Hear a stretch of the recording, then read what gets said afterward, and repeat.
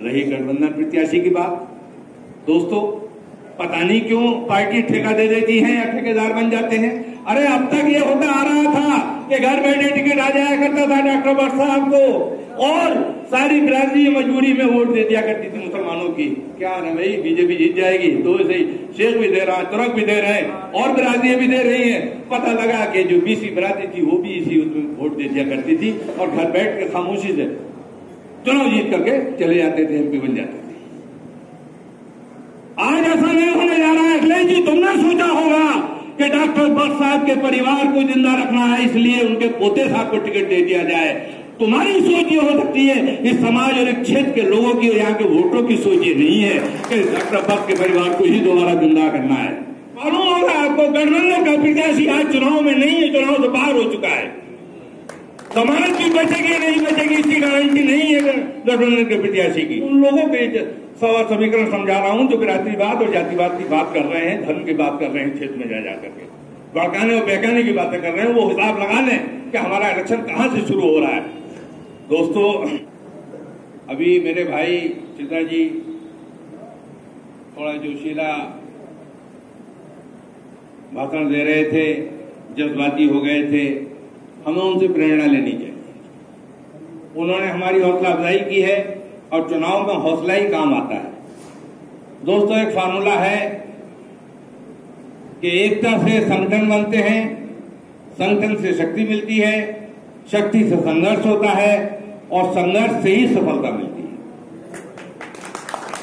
उसी पे छेदा भाई ने आपका ध्यान आकर्षित किया। मैं उनका शुक्रगुजार हूं कि उन्होंने हमारे साथियों की हौसला अफजाई की। ये चुनाव हौसले का चुनाव है। यहां पर जो भी भ्रांतियां या भ्रम फैलाए जा रहे हैं, जैसे हमारे अभी एक आध पत्रकार बंधु ने भी हमसे सवाल कर लिया, उनका आपको 7 मई को जवाब देना है। बहुजन समाज पार्टी का प्रत्याशी किससे मिलकर लड़ रहा है, क्या कर रहा है, जीतेगा नहीं जीतेगा, इन सब का जवाब एक ही होगा 7 मई को, जो आप दिखाएंगे आप देंगे। मैं उन लोगों से एक सवाल करना चाहता हूं जो ये भ्रम पैदा कर रहे हैं, हमारे खिलाफ साजिशें रच रहे हैं। पिछले 10 साल से, जब से भारतीय जनता पार्टी की सरकारें चल रही हैं, साजिशें रची जा रही हैं। मैं उनसे ये सवाल करना चाहता हूं कि आज से 12 साल पहले 2009 में जब इन्हीं डॉक्टर शफीकुर रहमान बर्क का टिकट मुलायम सिंह जी ने काट दिया था, तो अगले दिन ये जाकर के बहन जी से बहुजन समाज पार्टी का टिकट लेकर आए थे। क्या इस क्षेत्र के लोगों ने उन्हें जताकर नहीं भेजा था? क्या वो भी भाजपा में मिलकर टिकट लेकर आए थे अगले दिन? आज अगर बहुजन को प्रत्याशी लड़ने के लिए आया है तो वो जीतने के लिए नहीं आया है, वो भाजपा को जिताने के लिए आया है। डॉक्टर शफीकुर रहमान बर्क भी तो इसी तरह लड़े थे, उन्हें भी जताकर भेजा क्षेत्र की जनता ने। सवाल करें उन लोगों से जो आपके सामने ये जवाब रख रहे हैं, सवाल रख रहे हैं, उनसे जवाब लीजिए इस बात का। बहुत सी भ्रांतियां फैलाई जा रही हैं, मुसलमानों को बताया जा रहा है बढ़ जाओगे, भाजपा जीत जाएगी, 2 मुसलमान लड़ रहे हैं, अपने वोट को बंटने मत दो, गठबंधन के साथ चलो, ये भ्रम फैलाया जा रहा है। क्या पिछली बार 2 मुसलमान नहीं लड़े थे, अब्दुल्ला रहमान और डॉक्टर शफीकुर रहमान बर्क? भाजपा का एक ही प्रत्याशी था, पिछली बार भी तो शफीकुर रहमान बर्क जीत कर गए थे 2 मुसलमानों को लड़ने के बावजूद। आज नहीं जीत सकता बहुजन का प्रत्याशी। पिछली बार जिता सकते हैं आप, 2009 में जिता सकते हैं आप, जब 2 मुसलमान लड़े थे, डॉक्टर शफीकुर रहमान बर्क और इकबाल महमूद साहब, तब भी तो जीत कर गया था मुसलमान। दोस्तों, उन लोगों से सवाल कीजिएगा जो इस तरह की बातें आपके सामने कर रहे हैं। आज मैं ज्यादा गहराई में नहीं जाऊंगा, बहुत लंबा समय भी नहीं लूंगा। 4-5 गांव के प्रोग्राम भी लगा रखे हैं मेरे भाइयों ने, और उसके बाद एक बहुत बड़ी मीटिंग है, 100-125 गांव की मीटिंग आज पूरे क्षेत्र की कह लीजिए कुंदरकी में होने जा रही है। बीसी बिरादरी की, उसमें भी हमें आमंत्रित किया गया है, इसलिए जल्दी आपकी बीच समाज ये चुनाव जिस मोड़ पर आज है, क्षेत्र में निकले और देखें। मैं पत्रकार बंधुओं से, अपने भाइयों से निवेदन कर रहा हूं कि जरा क्षेत्र में आप टांडे तक और उधर रामपुर के पास तक 5 गांव लगते हैं और इधर पाटकपुर तक क्षेत्र लगता है, चंदोसी तक लगता है, जरा निकल के वहां का जायजा लीजिए, पता चलेगा आपको कि चुनाव किसके बीच हो रहा है। मालूम होगा आपको, गठबंधन का प्रत्याशी आज चुनाव में नहीं है, चुनाव से बाहर हो चुका है। समाज भी बचेगी नहीं बचेगी इसकी गारंटी नहीं है गठबंधन के प्रत्याशी की। आज चुनाव सीधे सीधे बहुजन समाज पार्टी का बीजेपी से होने जा रहा है और हम आज की तारीख में चुनाव जीत रहे हैं बीजेपी से। उसमें हम कितनी बढ़ोतरी हासिल करेंगे, कितना ज्यादा वोट लेकर आएंगे, कितनी जीत को अपना कितना बड़ा बना पाएंगे, ये तय करेंगे ये 12 दिन। लेकिन हम आज की तारीख में चुनाव जीत रहे हैं। देखिए, जायजा लीजिए सब जाकर के। क्यों? मैं विराजीवाद में विश्वास नहीं करता हूं। मैंने कभी विराजीवाद के चुनाव नहीं लड़े हैं। मैं सारे समाज को कौलिया भर के लेकर साथ चलना चाहता हूं। मैं अगर विराजीवाद का चुनाव लड़ता होता तो सबसे बड़ी विराजी मेरे क्षेत्र में देहात में मेरी विराजी हुआ करती थी। मैं कभी चुनाव ना हारता, लेकिन मैंने सबके साथ चलने की और सबके कदम से कदम मिलाकर चलने का हमेशा प्रयास किया, हर जाति धर्म और बिरादरी के लोगों के साथ। मैं इसलिए बिरादरी की बात नहीं करूंगा, लेकिन वो लोग जो बिरादरीवाद का नारा दे रहे हैं, जो सिर्फ स्वयं की बात कर रहे हैं, जो धर्म जाति में लोगों को बांट रहे हैं बीजेपी के लोग, उन सारे लोगों को मैं एक समीकरण समझा देना चाहता हूं। हिसाब लगा ले, उंगलियों पे गिन ले अपनी वो 3.5 लाख से हमारा दलित समाज, हमारा जाटव समाज, बहन जी का समाज हमारे साथ मिलकर के खड़ा हुआ है और हमारी गिनती उसके आगे से शुरू होने जा रही है। 3.5 लाख और सारा पिछड़ा वर्ग, पिछड़ा समाज जो है मुसलमानों में, बीसी बिरादरी जो कहते हैं 5 लाख वोट वो है, वो आपके साथ खड़ा हुआ है। बाकी रह गया हमारा वोट 3.5 लाख के करीब हम भी हैं। तो हम तो 10 लाख के प्रत्याशी हैं, 10 लाख वोट से लड़ रहे हैं। मैं उन लोगों को, मैं पत्रकार बंधुओं को नहीं समझा रहा हूं, मैं उन लोगों के समीकरण समझा रहा हूं जो बिरादरीवाद और जातिवाद की बात कर रहे हैं, धर्म की बात कर रहे हैं, क्षेत्र में जा करके भड़काने और बहकाने की बातें कर रहे हैं। वो हिसाब लगा लें कि हमारा इलेक्शन कहां से शुरू हो रहा है। दोस्तों, इस इलेक्शन की लड़ाई चुनाव जीतने के लिए और एमपी बनने के लिए नहीं। आज हम लड़ाई लड़ रहे हैं अपने समाज को बचाने की, अपने संविधान को बचाने की।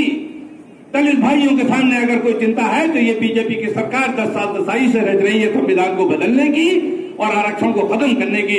तो हमारा दलित समाज इसलिए जाग करके उठ करके खड़ा हुआ है, सीना तान करके, कि हम इस साजिश को कामयाब नहीं होने देंगे। आज मुसलमान के सामने समस्या है कि उसके खिलाफ सही से रची जा रही है, नए नए कानून बनाकर रखे जा रहे हैं।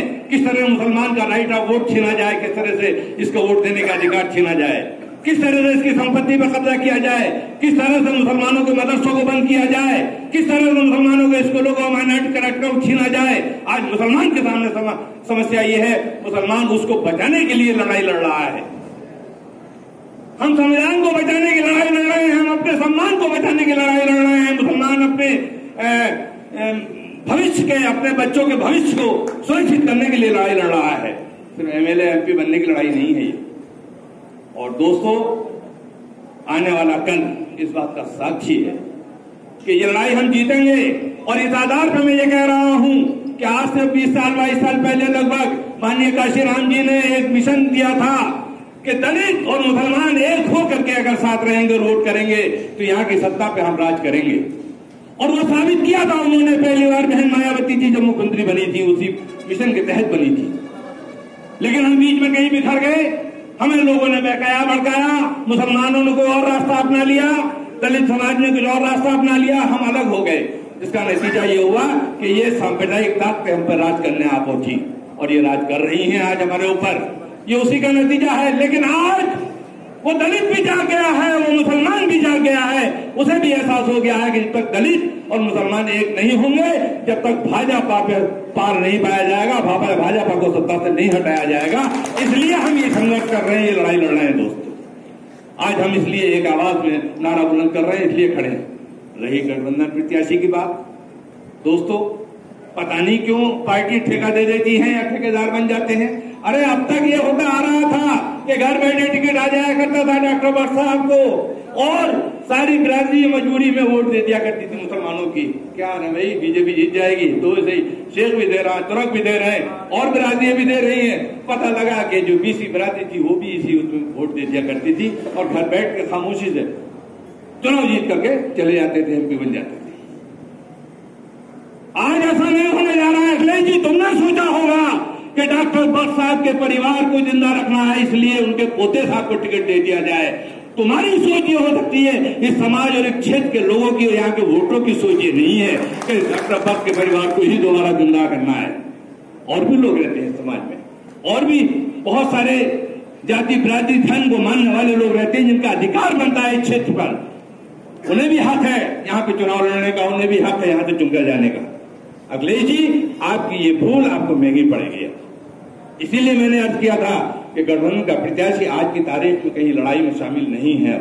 यहाँ लड़ाई बीजेपी और भाजपा के बीच हो रही है और आने वाला वक्त तय करेगा कि लड़ाई कौन जीतेगा। मैं ज्यादा लंबा समय न लेकर के, पत्रकार बंधु भी बहुत देर से बैठे हैं और आप लोग वो भी क्षेत्र से आए हैं और क्षेत्र में फिर जाना है। एक बात पत्रकार बंधुओं को फिर स्पष्ट कर दूं, जिन्होंने सवाल किया था कि इतने कम कार्यकर्ता कैसे दिखते हैं। ये कार्यकर्ता नहीं है, ये हमारे गुलदस्ते के फूल हैं, हमारे नेता हैं, बहुजन समाज पार्टी के नेता हैं, ये बहन जी के सितारे हैं। इसमें से हर एक के पीछे 10,000, 8,000, 5,000 वोट जुड़ा हुआ है।